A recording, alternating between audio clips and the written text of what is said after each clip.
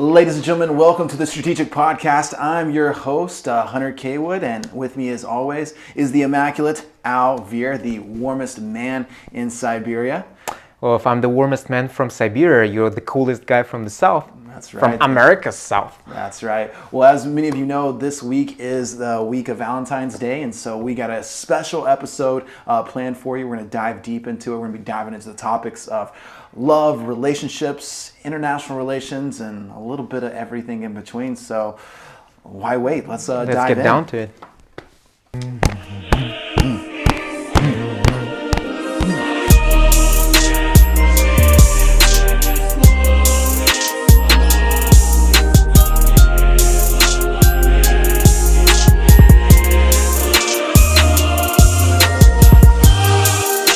Yeah, man. So how's Valentine's week treating you so far? Have you got everything ready for, I guess, your love, your relationship and everything?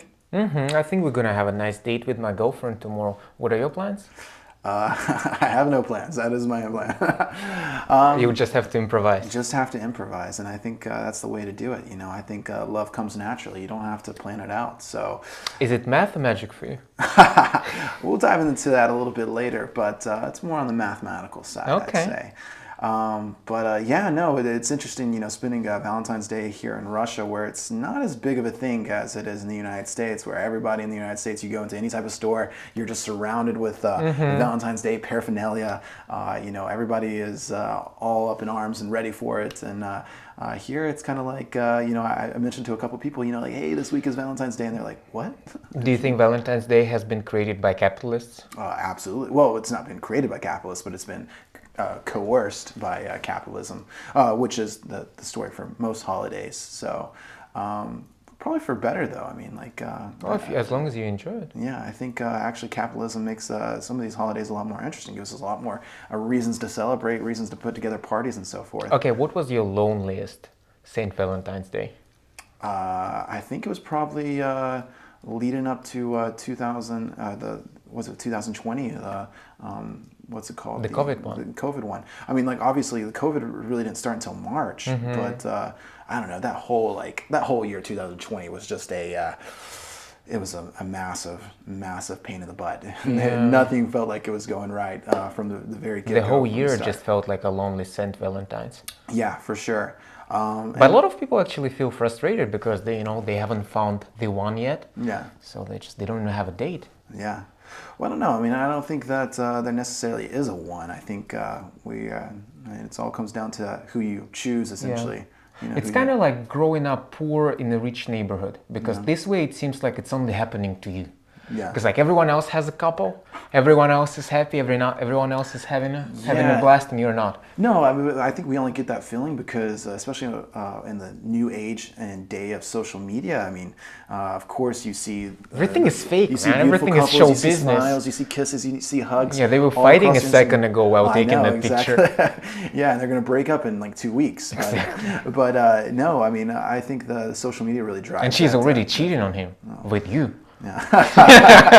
Well, you don't gotta tell everybody. You gotta spread out our garbage in front of the whole podcast. But I think the whole podcast, man, it's like dozens of people listening to us. Hundreds of people, according dozens, sometimes even hundreds. What's funny is, earlier this week we were at a party and we had some friends over and we were just like, kind of small, humble bragging about that we launched a podcast and She was like, how many people are watching it? And hundreds. To be perfectly honest. 100. To be perfectly honest, 100. But that's neither here nor there. You have to start somewhere. Yeah.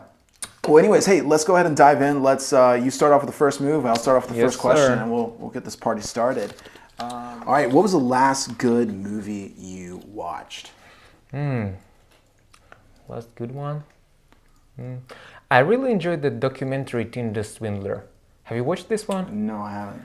That's not the last movie I watched, but that's just the one that is on my mind right now. Anyway, it's a documentary on Netflix.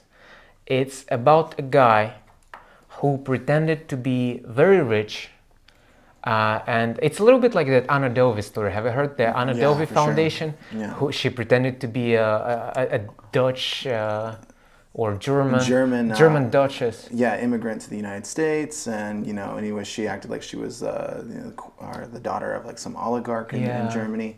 Yeah, it's also a She Netflix, had nothing behind her, and she scammed a lot of people. For sure. But that's a real story, but that's a TV show based on a true story. This is actually a documentary based on a true story. Yeah. Anyway, the same guy, he basically built like a pyramid, like MMM. Have you heard about Russian MMM? Basically, the point was like some people bring money, and the other people bring money. It pays off like people before. Anyway, this guy, he pretended to be very rich, and he was dating different girls, also rich. Yeah. And he was borrowing money from them. And like one girl would give him money, then he would start dating another girl, and she would also give him money. So he would return some of that money to the first girl, and then live lavishly, fly private jets and everything. Tinder swindler, man. Highly recommend. Nice. Great documentary. Was it somewhat of an inspiration for you for your future relationships? Not at all, man. No, not at all. I bet it was a little bit repulsive, honestly. That type of behavior. I have to say the guy was extremely talented. He was Jewish, actually. Yeah. Not to say, just to say the kind of person he was. Very creative. He had different identities. He had different characters. For some women, he posed as a Mossad agent. Yeah. For some, he posed as an oligarch. The moral of the story, the only, because he was dating girls like different nationalities, the only girl who wasn't scammed by him and didn't give him any money? Who? The Russian girl. Oh, yeah? Because you know why? Why? Because she was like, why would I give you any money? You give me money, you rich boy. And the fact is, he was like borrowing money from other girls and like spending it all on her. Yeah. Oh my God, man. That sounds like a normal Russian relationship. Yeah. Anyway, any movies that inspire you? Oh, I haven't watched anything recently that's been super inspirational. But I did recently rewatch Lord of the Rings. You did? I did. How do you like that universe? It's a really cool universe. It's a really, I don't know, just I think the ideas, the values in it are super great. Yeah. But also, it kind of speaks to my upbringing. Lord of the Rings, J.R. Tolkien, he wrote that whole series as somewhat of a metaphor to the Bible. And so like each character has some type of analogy to the Bible, and there's lots of different little sub stories within the overall arching story that are a lot of references. References connected to the Old Testament or New Testament, whatever it is, and the movie was shot in New Zealand, right? Yeah. And Tolkien himself, he wrote it during the First World War, right? A little bit before that? I can't remember if it was the First World War It's or like the an Second early World War. book. It's an early book. What's also super great about that, it's just super interesting, is like J.R. Tolkien was a genius. He spent so much time and effort into this book. And this he created a whole language. Can you imagine that? Multiple like when languages. Writers do that, they develop a whole, you can actually Multiple speak languages. it. Yeah, the Orc language, the Elvish language. Which race do you most identify with? The elves, you want to be an elf? Of course, I want to live forever, yeah. And I like the idea that they're the ones who are, value knowledge, value reason. They're the philosopher kings, that Socrates is talking about. So yeah, I'd love to, think of myself as an elf. Which country is the elves today? Probably Switzerland. Switzerland? Yeah, Switzerland. I think they're the guys, they're neutral to everybody. The elves are pretty much neutral. The elves are in it for their best interest, essentially. What is going to be the most beneficial for us? And so, the elves are certainly Switzerland. They're also obviously very much innovation, technology focused, and so forth. Which country poses as the elves but is not? The United States. Obviously, I think, but the United States, we're just humans, and there's nothing wrong with that either. So. That's a good one, because otherwise we just sound like an RT podcast. Yeah, but no, and I don't know. I think that Lord of the Rings, it's just a classic. It's something that I can watch over and over again, and even though I'm not surprised by any of the story. Which one excites you more, though, Lord of the Rings or Game of Thrones? Lord of the Rings. Yeah? Yeah. I just, I feel like Game of Thrones, it's not as cerebral. It's a little bit more. It plays to the emotions. It plays to like these pleasures, all those sex scenes and all that. The Lord of the Rings is just like very holistic. Like it's a whole universe. Yeah. I mean, Game of Thrones has some, interesting concepts to it. Like what I really like about Game of Thrones that I don't love about Lord of the Rings, and sorry to repeat this, is just Yeah, like the in the idea Lord is of the Rings, good, everything is black and white. black and You white. have the elves, you have the orcs. Yeah. The Game of Thrones is more like real life. Though they have Amazon recently launched like the Ring of Power, which is like a TV show, A sequel. a sequel TV show. Well, it's not really a sequel because it's more of a prequel to this Lord of the Rings universe, and it's telling a little bit more of the origin story. And I don't know, the Ring of Power tries to make it seem a little bit more. For example, the orcs, they have a reason that they feel the way they feel. Like they're not completely just bad, born to be bad. They're not just evil creatures by nature, but they have legitimate grievances against Middle Earth and so forth. That's an attempt, but I think it's also they're kind of pulling away from Tolkien. I don't think Tolkien really envisioned that storyline.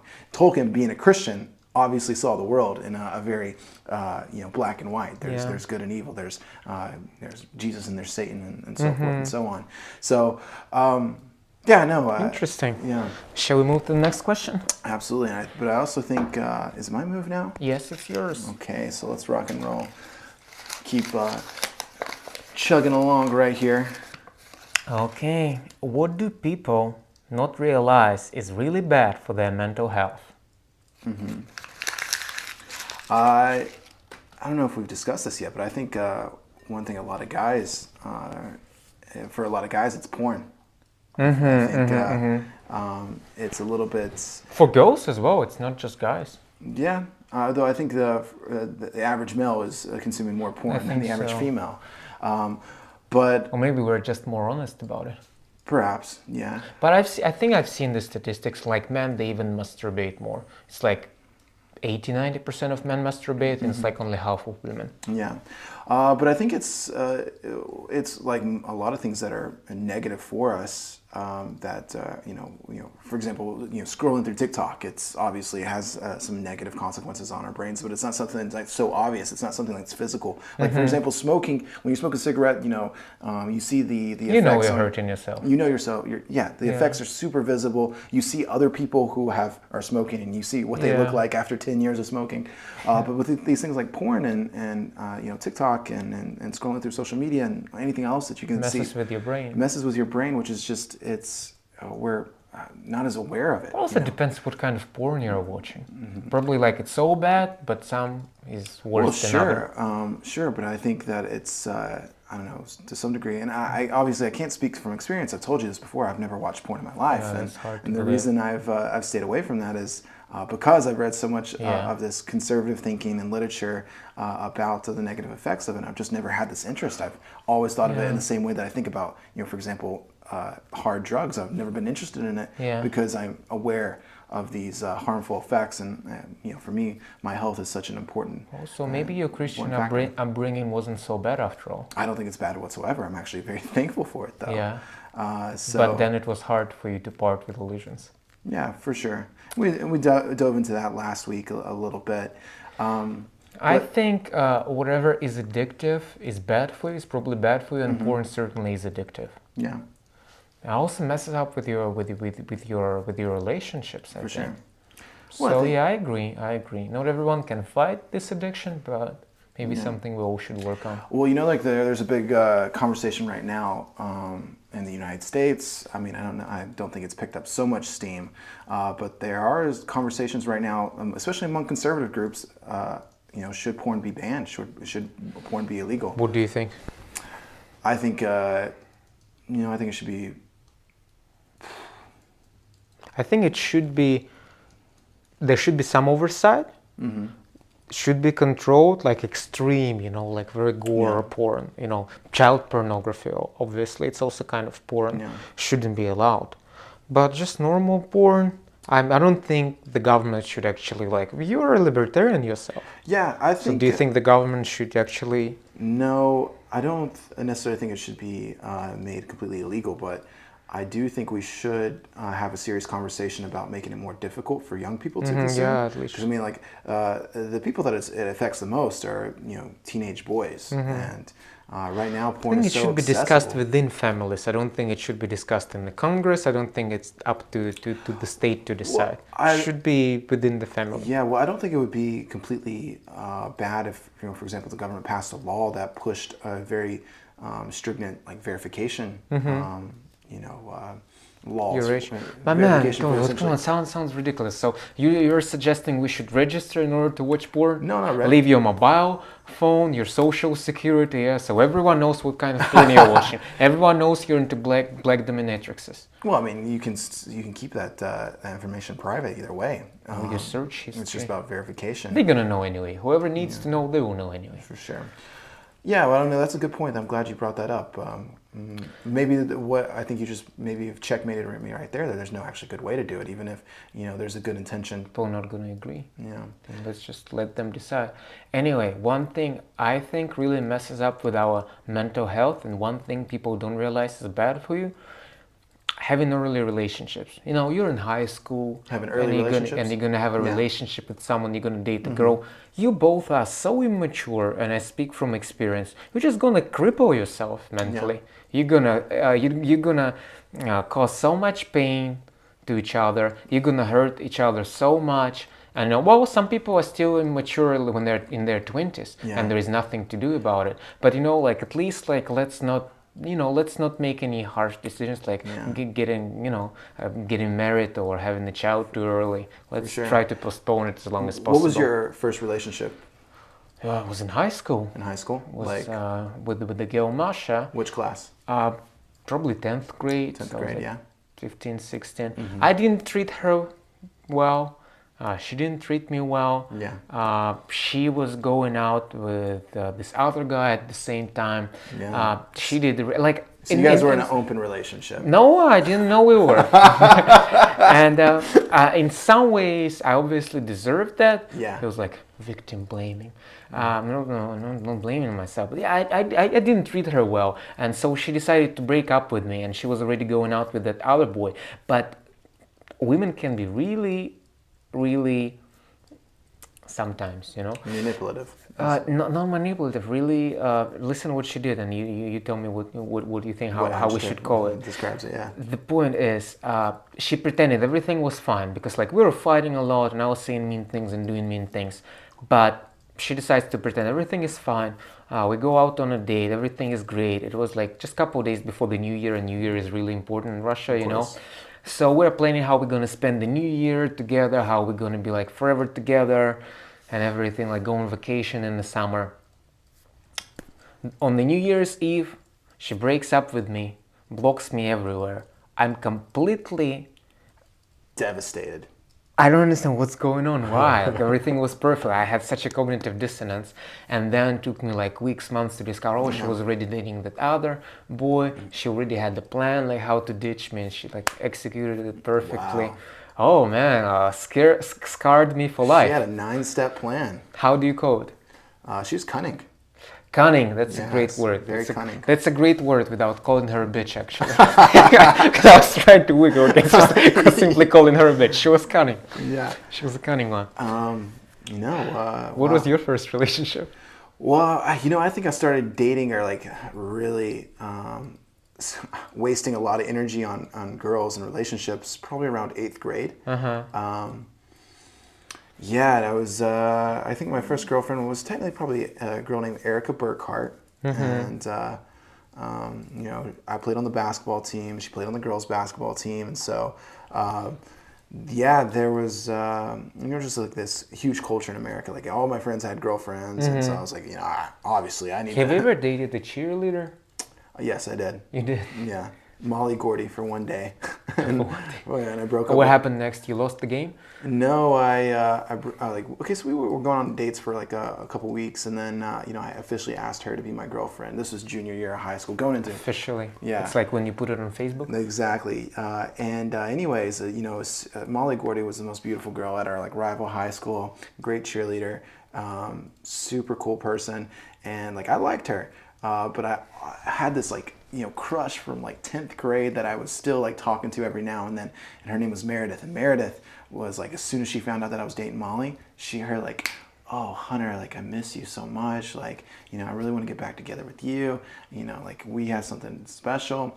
Telling me sometimes you have no one. Sometimes you're dating no one. You can't get any girls, and then the next day you are getting every girl. Yes. Once you start dating someone, Yes. like all the others, and they I just did come. not know how to manage that, so I was like thinking, and like it goes back to this, just like, oh man, I was so delusional. I was thinking, I'm a junior in high school, and I'm like, oh man, I got to decide between Molly and Meredith, and like Molly's really cool and has always treated me really well. Meredith has not treated me very well in the past, but who do I like have the future Let's with? choose the cunning one, yeah? Yeah. Always. I was like, I broke up with Molly and went back to Meredith.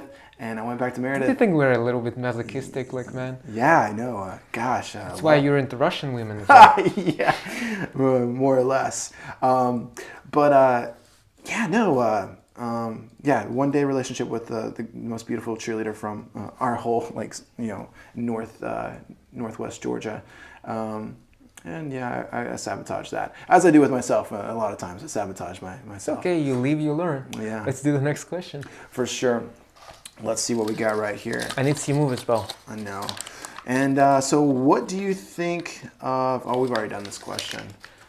Let's see. We did, yeah. Yeah, we did. We did it last week.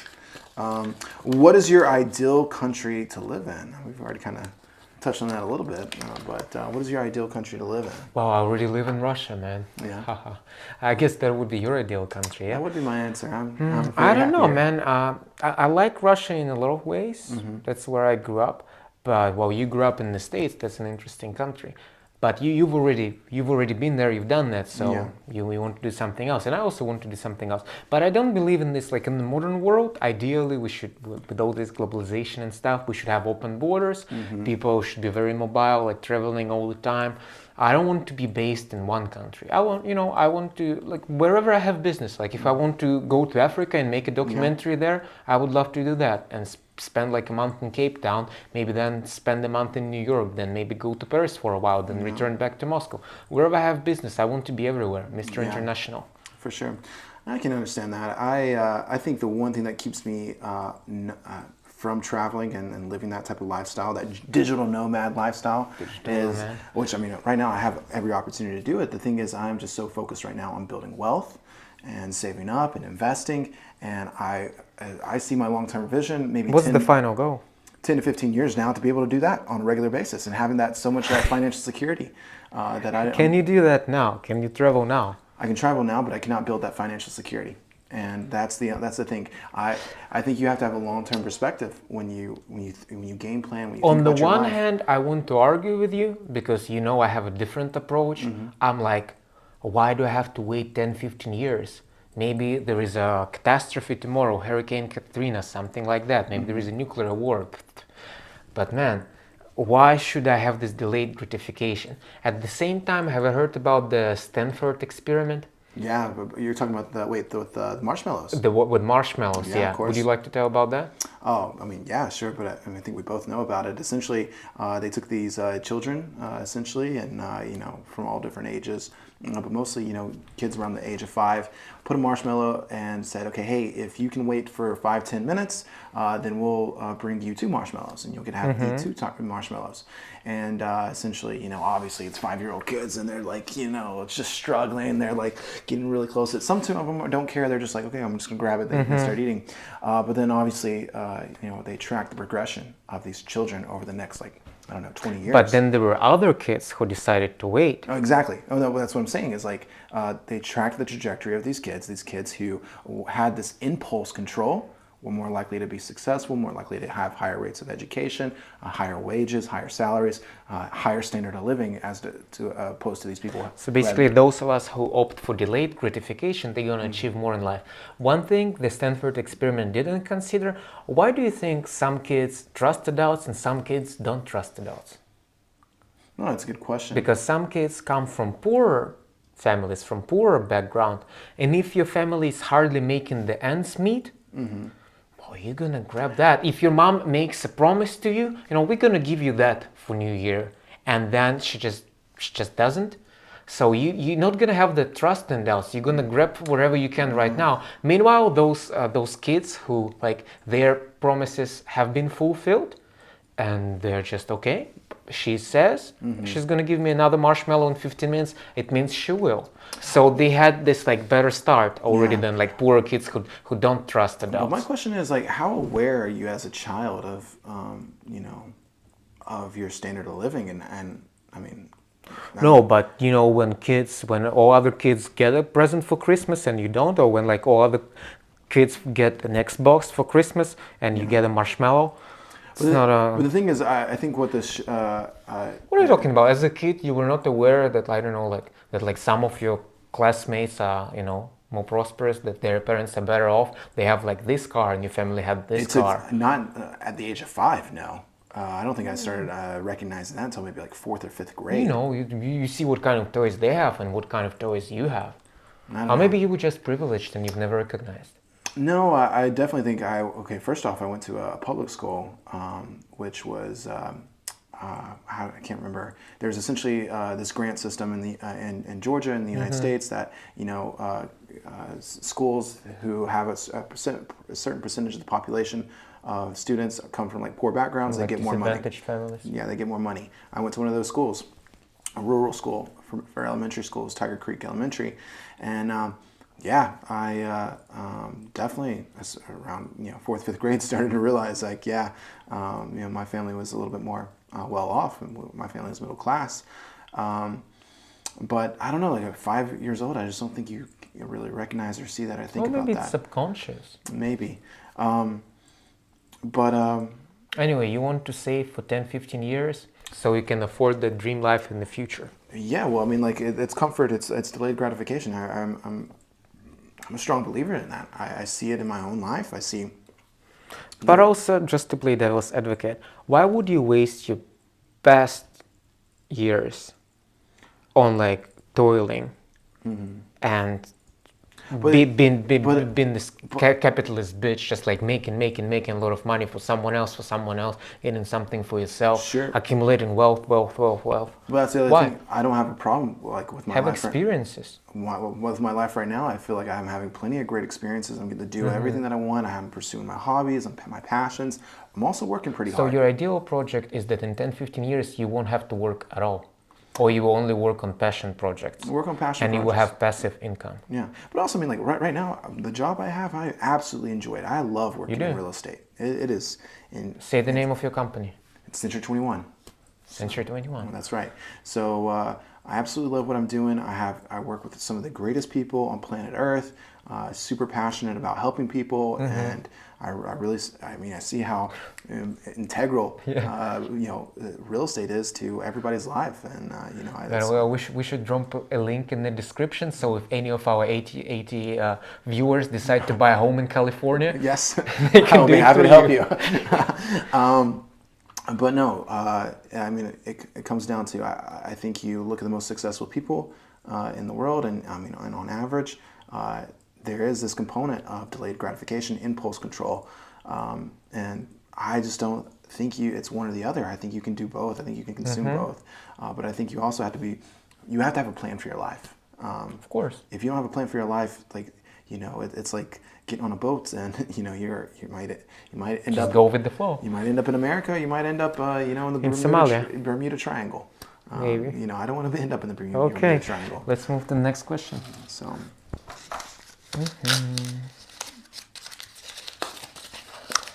Okay. Oh, that actually rhymes with the question we had before. Remember, if your life was a book, what would be the title? This one goes, if your life had a narrator, who would you choose? who would I choose? That is a good question.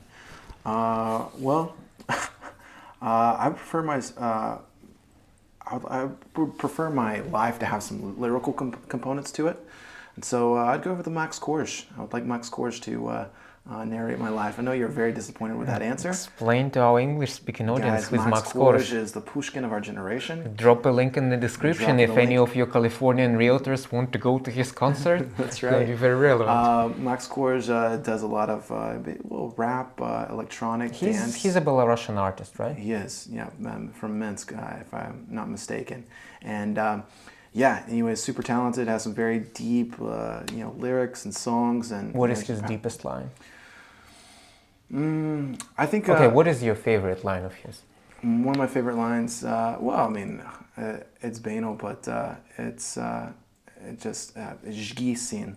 It's a song about It's about how parents should support their kids. Yeah, well, I mean, it's also about It's like Go Son. the song. That song in particular is about how you're growing up and your father. But it resonates with you because you have a good relationship with your Great father. relationship with my father, and anyways, it just really resonates to me. It's just like I think about it. There's times during my childhood, being a teenager, I didn't listen to my dad, and I realize now in hindsight, he was right. He was right about all these different things, and as you grow up. And What is the song you listen to when you're sad?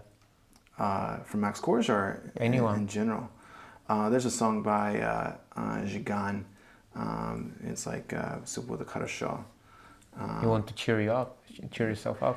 Yeah. For me, when I'm sad, I want to enjoy it. You know, my philosophy: embrace the discomfort. Yeah. So, like when I'm sad, I want to be sad to the fullest. Like I Yeah. want to cry. I want to experience it. I want this to go through me. So I would listen to sad music. Yeah. That's a very interesting approach. Like shows what kind of like different people we are. Yeah. I don't know. Yeah. When was the last time you were sad? I think it was. I don't know, when I was back in Myrtle Beach last year, and I basically got to the point in my relationship with my ex-girlfriend that I just realized like I really wasn't happy. I didn't want to be in Myrtle Beach anymore, and I felt like I was treading in quicksand essentially. I felt like I found obviously a cool career, cool job opportunity, and where I was working, but I felt like, man, like my life is in slow motion. It's not going in the direction I want it to. And that's when you know you have to change something. Exactly, yeah. And that's when you come back to Russia. For sure. And what I suggest to anyone who's listened to this or watching this on YouTube is if you find yourself in a situation you're not happy, you got to realize life is short. You need to act. You need to make a change. You need to think about what can fix the situation. Don't just accept it. I mean, let's engage the audience. You know what YouTubers do? I've learned it from watching other YouTubers. Drop in the comments when you were in a tough situation and then you made a difference. You changed something. You took action, and how your life has changed after that. No, I think that's a great exercise. Honestly, I think it will be an encouragement to gonna inspire others. For sure. I mean, like one mistake I think a lot of humans we make is like we think about our situations when we're depressed and we're sad and we act like we feel like it's just us who's going through this. Yeah, it's the end of the world. But really, no one has ever been in those shoes. But really, like, man, humanity shows us. There's a lot of people who've gone through the same thing. Yeah. There's a lot we can learn from other people who've been those Russian same literature helps a lot. You start reading and they go, oh, those people lived in the 19th century and they had all the same struggles. Yeah. She broke his heart too. For sure. What Russian women have been doing for centuries.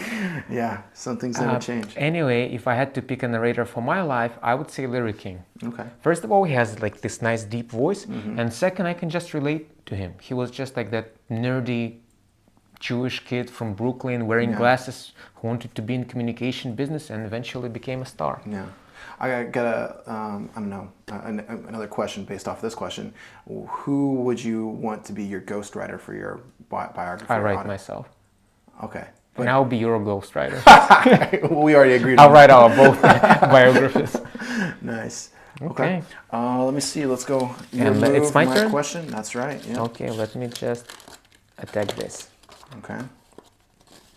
Okay. Do you believe My scout is out. Do you believe billionaires are inherently bad? Not at all. Yeah. Not at all. I think that's a horrible what? Misconception. Exactly. So when we just want to say, well, he has money, so he has to be an evil person. No, we have to consider the context.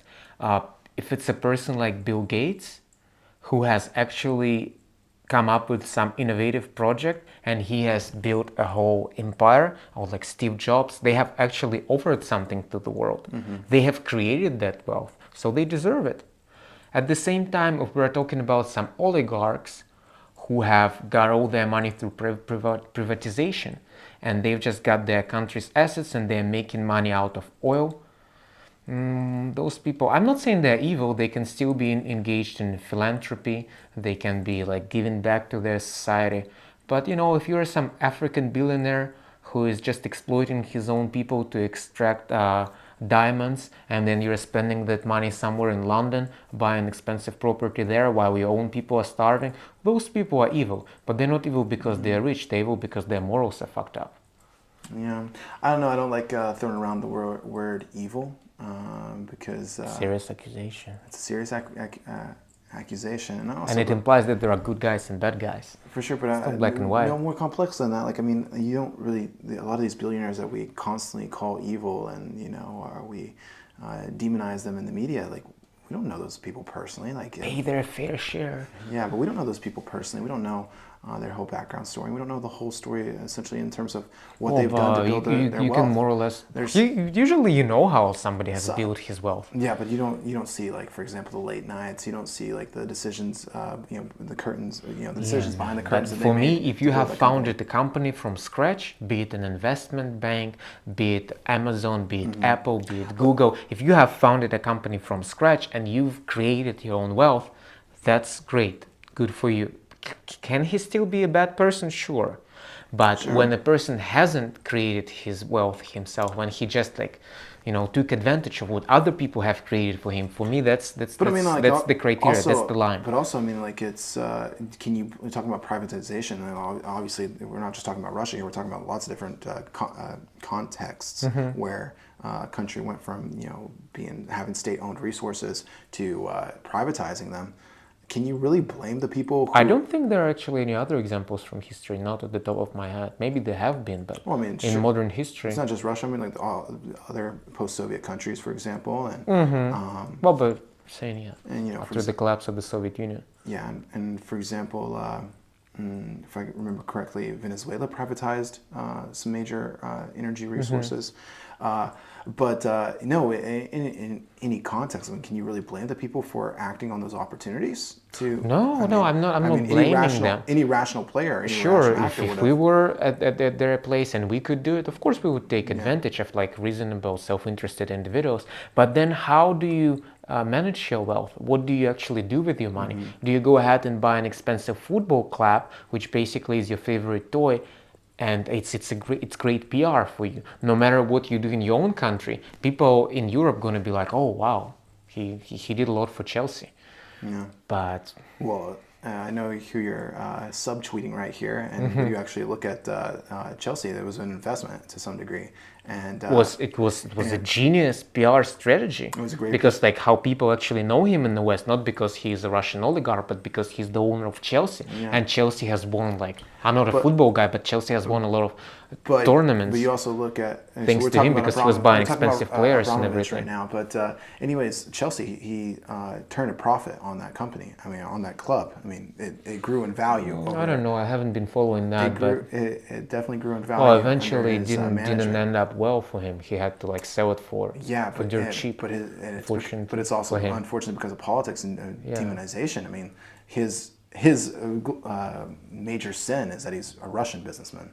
I mean, what is a little bit more complex what has he done, like, personally to deserve it? I don't think he's really done anything. It's just that he's a rich Russian businessman. Let's put it this way: he has done some good things. He has been investing a lot of like cultural initiatives here, and he has also been a philanthropist in a way. At the same time, he has benefited from this system, from privatization, from certain things. So it's not black and white. He's, as most people, in a morally gray area.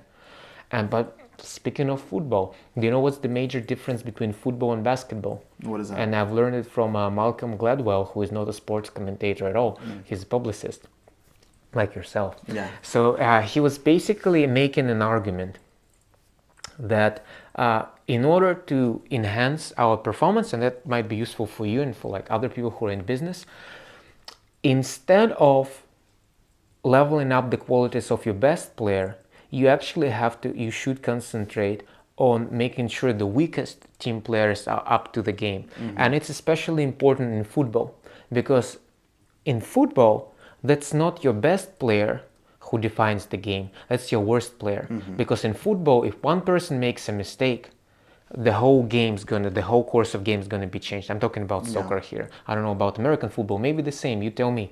But then in basketball, it's actually the best player, because like if LeBron James wants to charge like through the whole field, he can do it. Nobody can stop him. In football, like every what do we call them, people in defense? Defenders. Every defender, he has to be like in his position. You can't like you make a single mistake, you lose the whole game. So in football, it makes sense to invest like in leveling up your weakest players. In basketball, it makes sense to just buy the best player, and then even if everyone else is average on the team, you're gonna win anyway. And Malcolm Gladwell, he's making this argument about Ivy League universities in the US. He says, have a look at this like bunch of elite universities.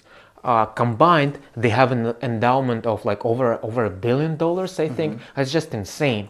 And all those like American philanthropists, they want to invest in Harvard, they want to invest in Yale, Stanford, because it's prestigious. But those universities already have a lot of money, and they already have good students, they already have the best professors. So if they really want to make some good, those philanthropists, oligarchs, they should invest in some, like some public school in northern Michigan. That's what they should actually do.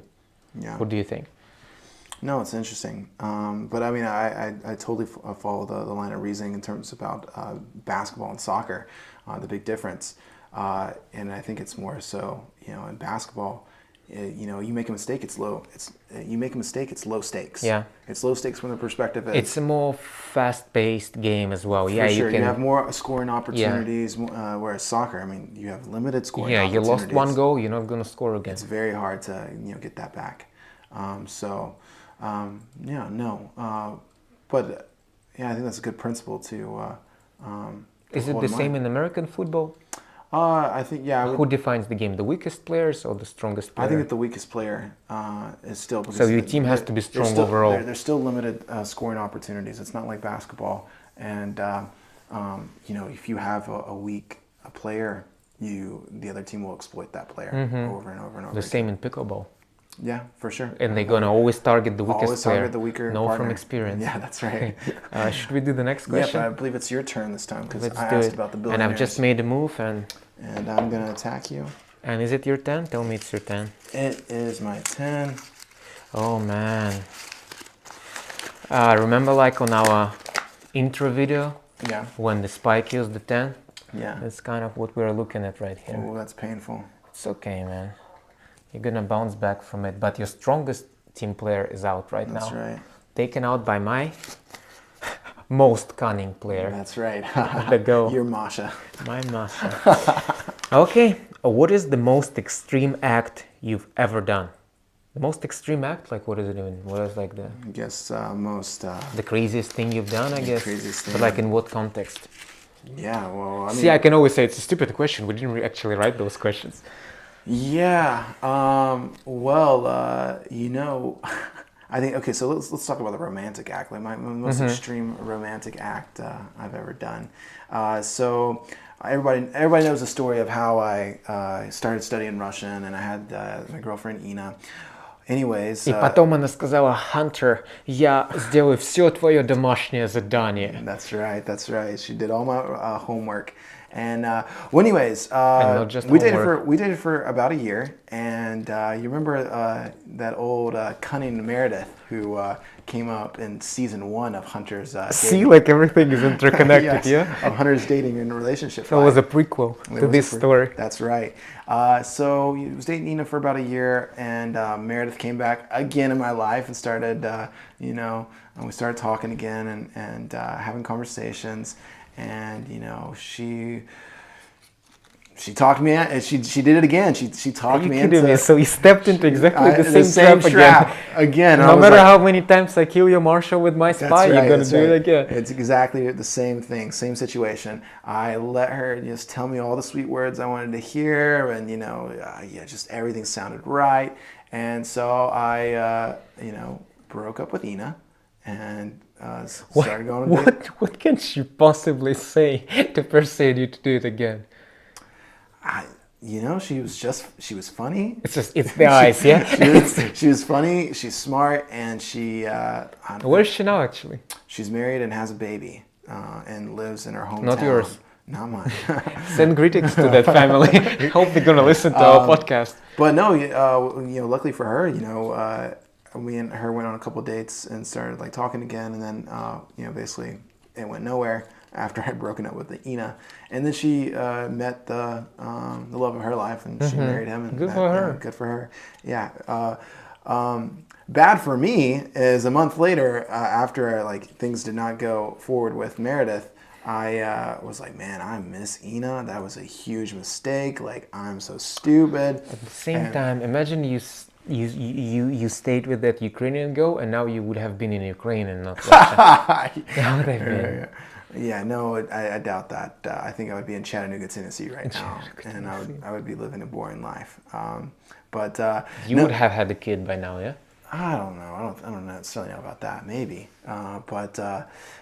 Anyway, so I tried to get Ina back, and like she is obviously like she cried about me for like 2 weeks, and like broke her heart. I was dead to her at that point. And but I was like, you know what? I'm not gonna stop trying. I'm gonna do a big. You have to give her some respect that she respected herself. She didn't go back to you. I totally respect her in that respect. She's she's like you can't con Russian women, Ukrainian women, Belarusian women, post-Soviet, she's a woman who women. She knew her value, and I respect it. And I think that's what made me want her even more through that process.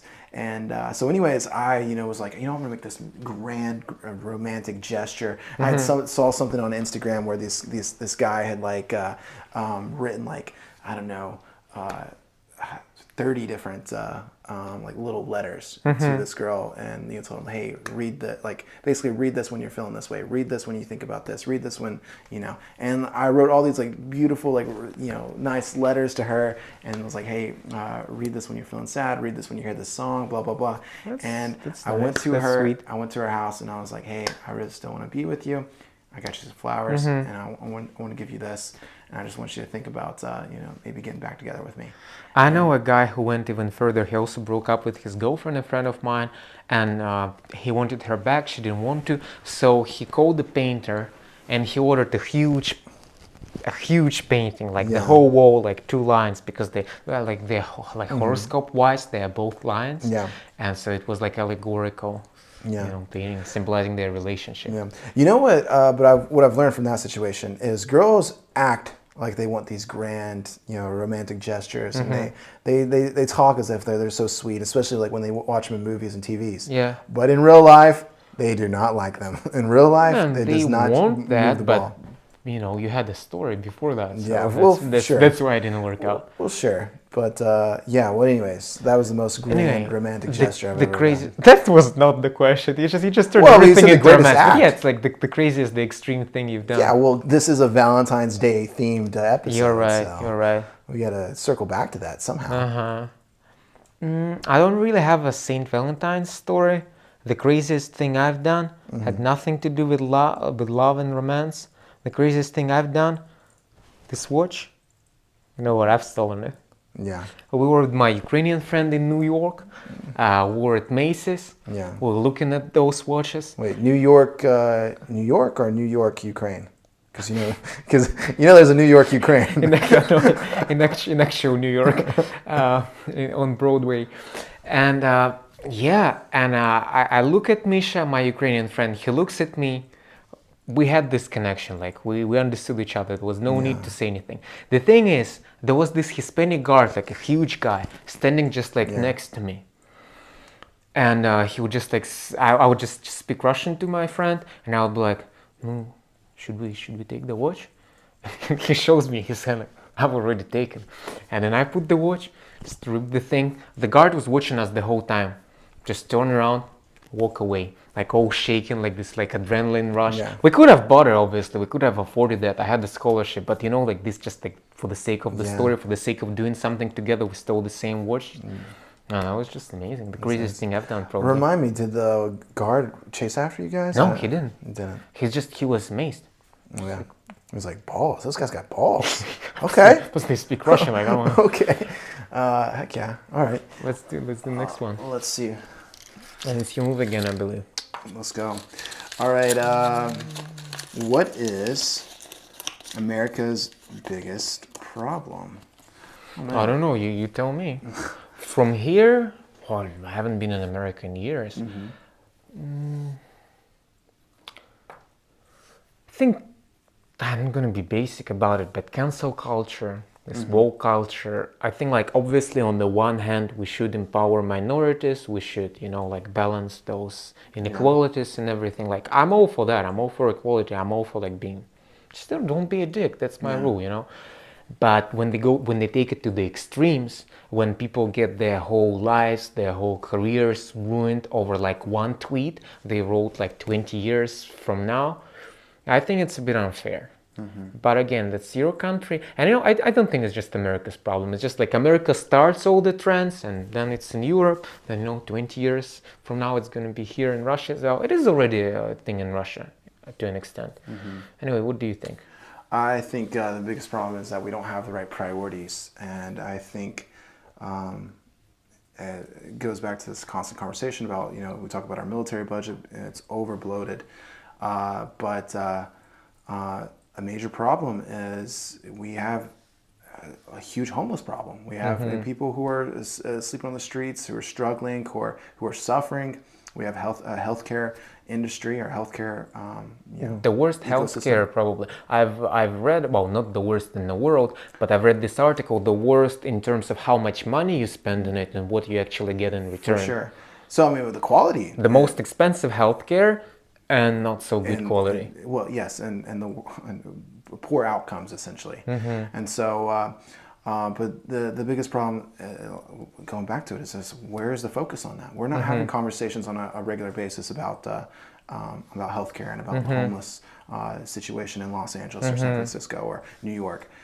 We're having constantly these conversations about these woke culture wars and whether or not the United States should confront China and Well, America is a superpower. Obviously, it's a big country. It has to be playing on like all chess boards. You can't just completely isolate yourself. Well, but I agree that like priorities should. But America is very self-centered. America is very inward looking. Yes, but we're not inward looking towards fixing any of these problems that have been I problems hope for you decades. are in a way. Let's also let me change my answer actually, because it would be a little bit unfair saying that woke culture is America's biggest problem. Meanwhile, you guys have like another mass shooting almost every other week. That's really huge. That's a problem. I think like America's guns is its biggest problem as of now. And going back to our previous conversation, I have my Russian friend who lives in the States, and he says he doesn't feel safe there. So many like mentally deranged people walking around and just like shooting other people. That's horrible. Yeah. I hope America will be able to fix this soon. Yeah, but I think it requires a cultural shift. I think one of the biggest reasons why it's so dangerous in the United States is we do have a glorified crime culture to some degree. I mean, think about it. One of the most popular games to play in the United States is GTA, Grand Theft Auto, where you not just in the United States. I grew up on that game. But do you think like computer games actually cause violence? No, I don't. Because like I've grown up playing like also GTA, Call of Duty. No, I didn't go out and shoot some people. I think what causes violence is low impulse control. Going back to our conversation from earlier. There are like two different theories. Like some people say that actually it's a way people can redirect their violence, like sports, computer games. Instead of actually being violent and aggressive in real life, you can just play basketball. And other people say that those sports and computer games, they actually just stimulate violence. Germany was banned from playing football after the First World War. So technically Germany also started the First World War, so they were not even allowed to have their soccer team after that. So yeah. That's the next question. Yep, it's your turn. It's your move, yeah? Yep. Okay, so you're deciding to start an offensive on that front. What are things the poor people know that the rich don't? I think a lot of things, man. Do they know about? Do they know about that?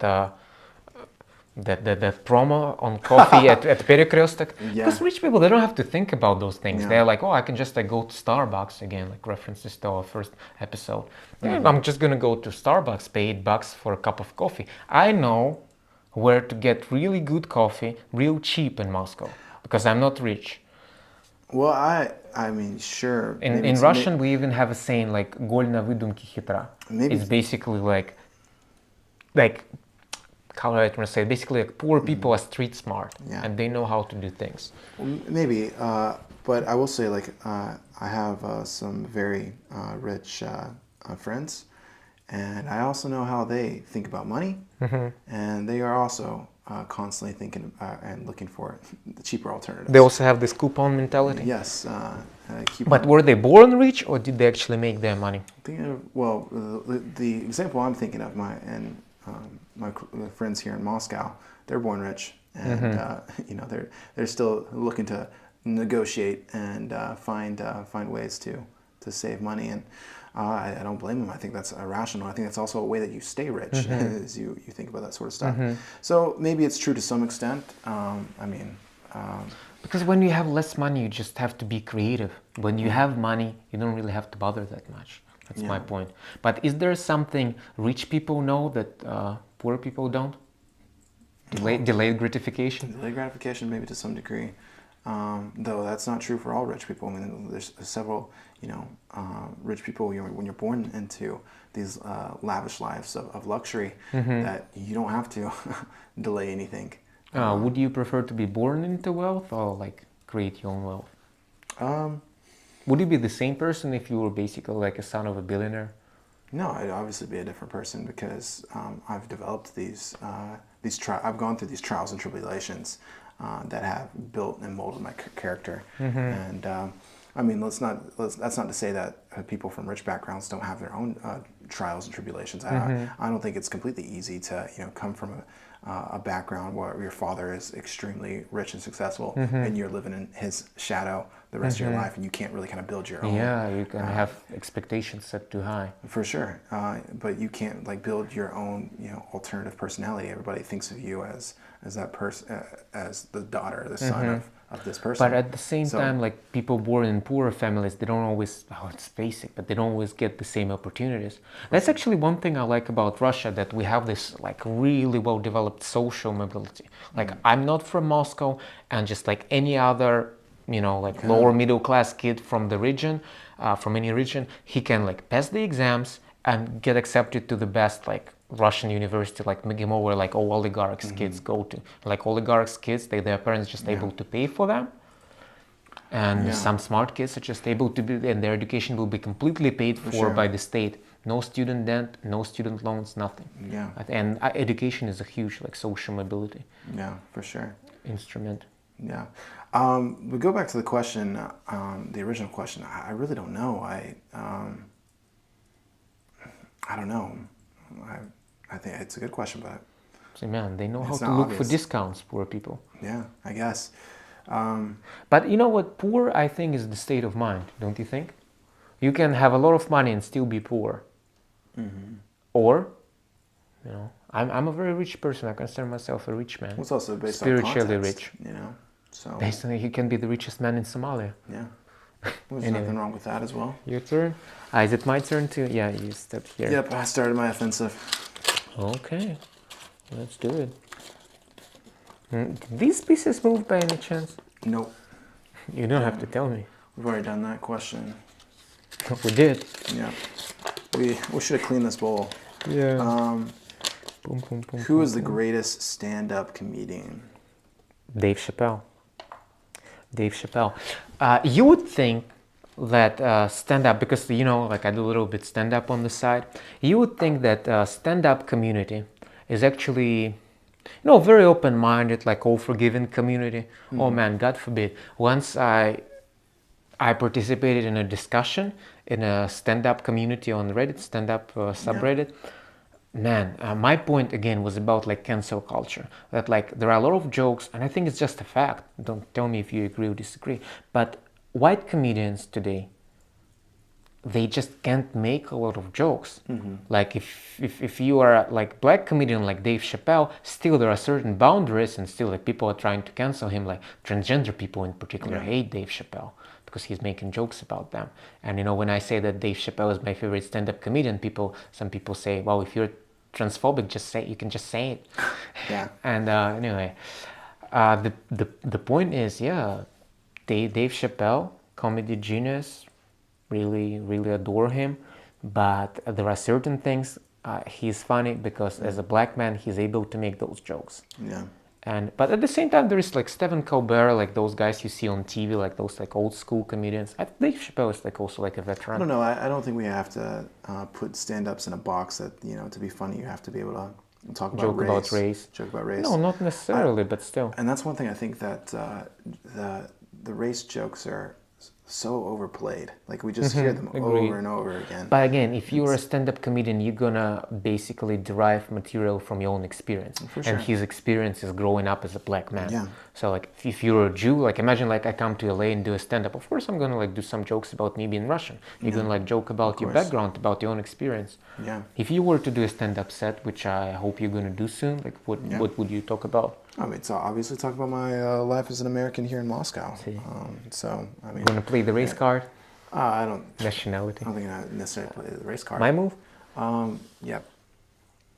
But you know, there's plenty of great stand-up comedians. I'm a big fan of Chris Rock. Chris Rock is great. I I'm a agree. big fan of Jimmy Dore. I'm not sure if you're aware. No. Jimmy Dore is a left-wing comedian. He's really funny. He has the Jimmy Dore show. And see, you're very open-minded because you can still like appreciate. For example, like Trevor Noah, I love him, but like I don't necessarily agree with all of his agenda, and he's making a lot of political jokes. But I can appreciate his talent. Yeah. You have to give him that. Another comedian, Greg Gutfeld. I'm not sure if you're aware of who that is.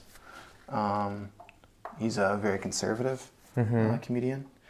But yeah, no, I don't think there's any one that stands out above the rest. I mean, obviously, if you're talking about numbers, though, Dave Chappelle's got the numbers to claim the title right now.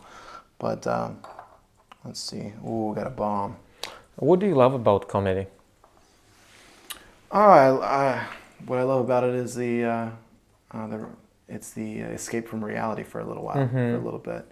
It's Don't you think life is absurd? And when we can actually joke about this absurdity, like deal with this pain. That's interesting. So there's different theories about what comedy is and what makes something or what makes a joke actually funny. So there's a theory that it's for example talking about the absurdity that something is ridiculous. It's realizing the ridiculous. Another one a theory about comedy is that something's funny because it's unexpected. Like you're waiting for when you're setting up and then you give a completely unexpected ending. Exactly. And I think there's a couple other popular theories out there. I'm kind of going blank right now what they are. I'm curious, what do you think is actually, what's the heart of a joke? What makes it funny? Man, just as I was saying, I think laughter, it's a defensive mechanism actually. When life gets so absurd, and it does pretty often, you're just gonna laugh like this, like what you're doing with your stomach, those weird like noise, that's a defense mechanism. That's how you're trying to cope with reality, but differently. Cognitive dissonance, the best thing you can do for your audience, give them a cognitive dissonance. You appear on stage and you set expectations, and then you completely go the other way. You don't meet those expectations. That's what makes them laugh. It's unexpected, it's absurd, it's ridiculous. It always has to be on the line. Don't cross the line, but always be on that frontier. For sure. So yeah, let's do the next question actually. Yeah. And you want to make the next move? I'm actually interested in this game. What are some red flags in a relationship? True. I think there's another St. Valentine's topic. Yeah, that's right. So I would say there's probably 3 major red flags that I would look out for in a relationship. Number 1 is if they are still somewhat attached to their ex. For example, if she's constantly talking shit about her ex, he was so horrible. It means she's still emotionally engaged in that past relationship. If she still has any type of relationship with that person, even like friendly, talking to them. That's a red flag. Yeah, that's a red flag. Another red flag. Have you ever made this mistake yourself? For example, like comparing your partner, your significant other, or someone you were simply dating to your ex? Or maybe even talking about your ex to whoever you were dating? No, I think I've done a fairly good job of being able to, when I make a clean break from a relationship, I'm able to essentially leave it in the past You're a and move smart forward. man. It's not something I also, out of courtesy, don't talk about my exes in front of my currents, essentially. But Relationships 101.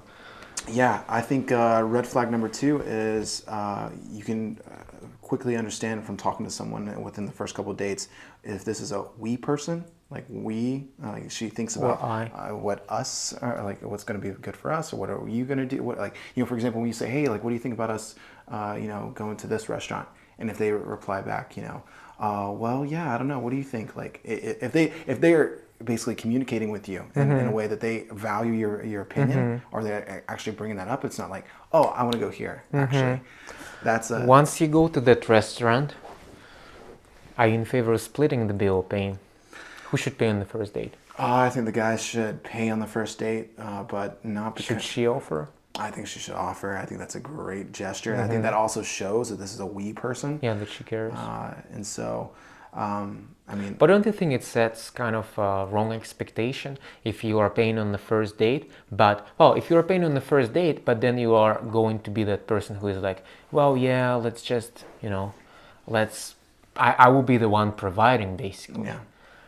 But that's not how you want your relationship to be. So if you want it to be an equal relationship, if you also want her to be successful in her career, maybe that's not the expectation you should set. Yeah. But then again, like if she's willing to split, if she has offered to split, I would love to pay for that. Yeah. I would love to do a nice gesture for her. For sure. And then I think the third one, third red flag, is the person doesn't share your moral values or your or your vision of what's right and wrong and so forth. So I mean. Oh, but can you give an example? Well, I mean, I think it's important, for example, to talk about religion at the beginning of a relationship. You know, and it's totally fine if you don't necessarily have the same, you know, beliefs about God or religion or that sort of thing. But you need to be somewhat in the same ideological camp about what's acceptable, what is right and wrong. You know, what are your expectations of behavior? Because if you're not on the same page right there, you know, as much as we like to think that people can change, what typically happens is people can adapt. But people adapt slightly, but they don't change, and typically they don't completely do, you know, 180s. So it's not going to be like you're going to evangelize this person to your way of thinking. If she's in the Church of Satan and you're a Christian, probably not going to work out. Yeah. Or, you know, as they say, the opposites, they attract, but there's a difference between attracting and... Yeah, it's not going to work out. So, speaking of math or magic, would you elaborate on that one? Oh, yeah, so that's a good question. Make your move, though. So... But don't scream this time. Yes, and I got the W right there. Ladies and gentlemen, number one. Let's set up a little bit later, but yeah, so one of the questions or topics I actually wanted to cover today was this idea of magic or math when it comes to love, relationships. Listen to this great podcast by This American Life. Highly recommend listening to this podcast. This American Life basically takes stories from all across the United States, from different people, from different situations, and they typically have a theme, and they'll do maybe 4 or 5 stories each week on that theme. And this week was that idea about, you know, math or magic. Is love, you know, there's basically 2 camps when we talk about love. There's people who would tell you, yeah, when you feel it, you know it, you just, when you know, essentially. And, you know, typically this is your parents telling you, you know, just wait, you know, when you find the right person, you're going to know it. And there's other people who would take a little bit more of a more analytical approach to love. It's like, you know, essentially, at the end of the day, you're making a decision. You know, there's tons of people you can be compatible with, but at the end of the day, you're making a decision. You're choosing, you know, okay, this person checks off most of my boxes. I'm going to commit to this person. That's what love is, you know, making a rational decision to actively love and pursue one person. And so, so what kind of approach do you opt for? I would say, like, at this point in my life, I am definitely more mathematical.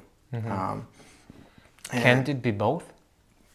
Why not? I mean, I think even in the mathematical calculation, there has to be some like formula for x, which is essentially Chemistry. x is chemistry, x is So some there type is of feeling magic that you have. included in the mathematical Yeah, approach. but it's not completely everything, and I don't think you can make it. Well, it has to feel right anyway. Yeah, People have to click. for sure. But a relationship completely built on that, completely built on emotions that as we all know, emotions come and go. Yeah. It's like sand, you can't build a house on it. I think the mathematical approach of looking at, okay, obviously there's this passion, there's this chemistry between us, but is there also, Yeah, but then we also have a mortgage to pay. yeah, And then exactly. we also have kids. Does this person have the same vision as me? Does this person want the same things as me? Or like, does this person, Is she a team player? yeah, does this person have the character that I want or that is important for me? And so, Well, you can foster a character in her, but yeah. there has to be something to work with. For sure. I mean, but also think that like the older we get, people are less moldable. Yeah. And so you got to take that into consideration. Would you marry a woman who already has a kid? Yeah, why not? I think if I felt right about the relationship, if I felt right about her, yeah. If you're going to marry, are you going to have a contract? Marriage contract, whatever it's called. What's it You called? mean a prenup? Is it actually There's what it's called? there's an idea about a prenup that there's a contract essentially with a marriage contract.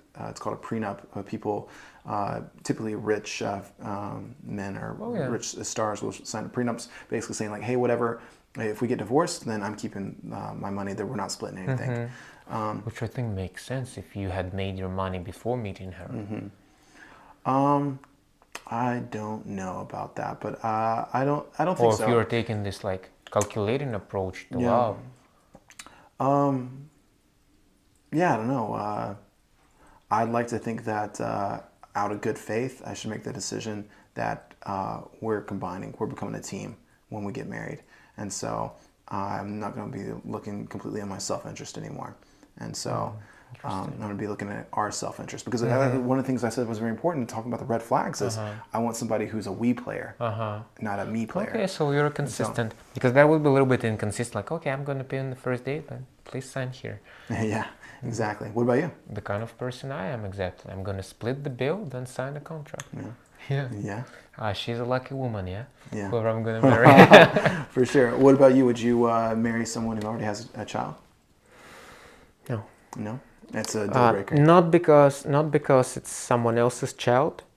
Like, it's okay, like I can love someone else's child. I just don't want to be responsible for a kid. Like, I don't want to be a parent. I don't want to be a father. You know my stance on that. I understand that. Yeah. Okay, what about you? Going back to the red flags question, I haven't really heard kind of your, what are red flags? Well, for I you? totally agree. If she's still emotionally invested in her previous relationship, then it's a red flag. It's a red flag if she's selfish, as you've said. It's a red flag if she's women. Oh, I don't want to be, in those stereotypes of saying, oh, women are emotional, whatever. Some men are also emotional. I'm emotional, but if she's hysteric, and it's not changing for the better, if she's throwing tantrum after tantrum after tantrum, that's probably not going to work out in the long run. But again, I really believe that like people can change. Yeah. Like, it's moldable. Like we can work on it, and like I'm all about like working on it and making it better, growing together. Yeah. Can I tell you another thing that I watch out for is, especially early on in the relationship, when we argue, because you're going to argue with someone that you're with. When we argue, does she argue respectfully? Yeah. Or does she resort to because there are ad things hominem you attacks? say, and I used to be like that. There are things you say you wish you could take back later, but you can't, and you're always gonna remember. So yeah, like if she doesn't do that, and like my girlfriend doesn't, for example, if she doesn't say like things I would be like thinking about, or, like brushing my teeth and showering, like falling asleep and just like thinking about those words. Fortunately, she doesn't do that. So there are still a lot of things that feel very right in my relationship. For sure. You're a lucky man. Yeah. And I guess on this positive note, let's end this episode. Yeah. And please stick with us to see the next one. That's right. And I hope our view is going to grow from dozens and hundreds to thousands. That's right. But it's not about the views, it's about having a good time, yeah? For sure. What do you wish our audience for St. Valentine's? Lots of love, lots of good feelings, and Yeah, hope the woman you're on a date with will allow you to split the check. I hope she will be the one, bro. All right. Okay, We'll see you bye. guys next time.